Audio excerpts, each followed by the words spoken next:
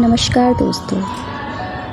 आज की कहानी का शीर्षक है घर की नींव बहुएं। ये कहानी मात्र एक कहानी नहीं, हमारे समाज के लिए एक ज़रूरी सीख है। तो कहानी कुछ इस तरीके से है। दीपा और नीता दोनों जेठानी देवरानी। दीपा नौकरी करती थी और नीता घर संभालती थी। भरा पूरा परिवार था, सास ससुर, दोनों के 2 बच्चे, कुल 10 लोगों का परिवार। कई सालों के बाद दोनों की बुआ सास कुछ दिन बाद अपने भाई के पास रहने के लिए आई। सुबह उठते ही बुआ ने देखा दीपा जल्दी जल्दी अपने काम निपटा रही थी। नीता ने सबका नाश्ता टिफ़िन बनाया, जिसे दीपा ने सबको परोसा। टिफ़िन पैक किया और चली गई ऑफिस। नीता ने फिर दोपहर का खाना बनाया और बैठ गई थोड़ा सास और बुआ सास के पास।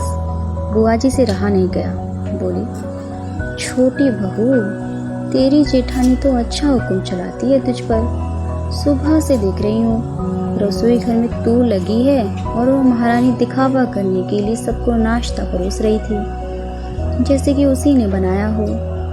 नीता और सास ने एक दूसरे को देखा। नीता बोली, नहीं तो ऐसी कोई बात नहीं है बुआ जी। बुआ जी बोली, तू भोली है पर मैं सब समझती हूँ। नीता से अब रहा नहीं गया और बोली, बुआ जी, आपको दीपा दीदी का बाकी सबको नाश्ता परोसना तो दिख गया, शायद ये नहीं दिखा कि उन्होंने मुझे भी सबके साथ नाश्ता करवाया। मुझे डांट कर पहले चाय पिलाई, नहीं तो सबको खिलाकर टिफ़िन पैक करने में मेरा नाश्ता तो ठंडा हो चुका रहता और मैं खाती भी नहीं। दीदी सुबह उठकर मंदिर की सफाई करके फूल सजा कर रखती हैं, तो मम्मी जी को पूजा करने में अच्छा लगता है। मैं तो नहाकर आते ही रसोई में घुस जाती हूँ। शाम को आते हुए दीदी सब्जियाँ भी लेकर आती हैं, क्योंकि आपके भतीजों को रात को लेट हो जाता है, तब ताज़ी सब्जियाँ नहीं मिलती।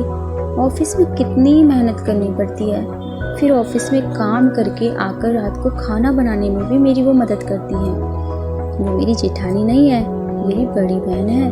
मैं नहीं समझूंगी तो फिर कौन समझेगा। बुआ जी चुप हो गई।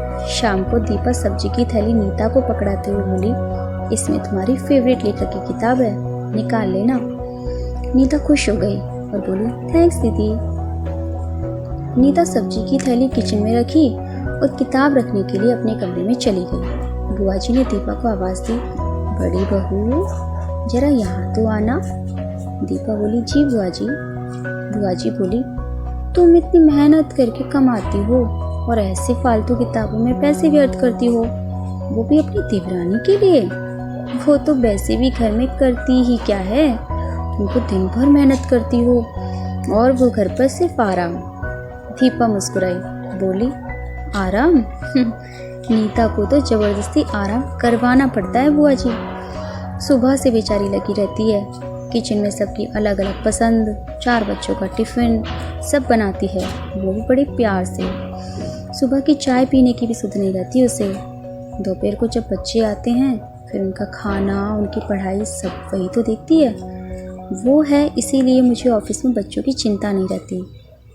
मैं अपना पूरा ध्यान ऑफिस में लगा पाती हूँ। कुछ दिन पहले ही मुझे प्रमोशन मिला है। मम्मी पापा की दवाई कब ख़त्म हुई, कब लानी है, उसे पता होता है। रिश्तेदारों के यहाँ कब फंक्शन है, क्या देना है, सब उसे ध्यान रहता है। घर संभालना कोई छोटी बात नहीं है। मेहमानों की आव भगत बिना किसी शिकायत के करती है। उसे बस पढ़ने का शौक़ है। फिर मैं अपनी छोटी बहन की छोटी सी इच्छा पूरी नहीं करूँगी तो फिर कौन करेगा। बुआ जी की बोलती फिर बंद हो गई। दीपा वहाँ से उठकर चली गई। ये सारी बात सास पूजा करते हुए सुन रही थी। बुआ जी के पास आकर बोली, जी, ये दोनों देवरानी जेठानी सगी बहन जैसी हैं और एक दूसरे का अधूरापन पूरा करती हैं।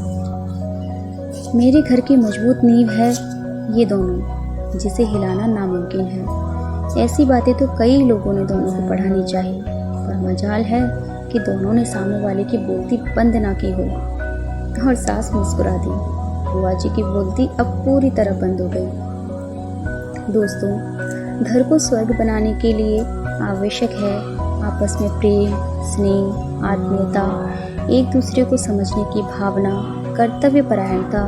ये सब आत्मगुणों से घर का गुलदस्ता सजा रहेगा तो दुनिया की कोई ताकत नहीं जो कि हमारे घर को नर्क बना दे।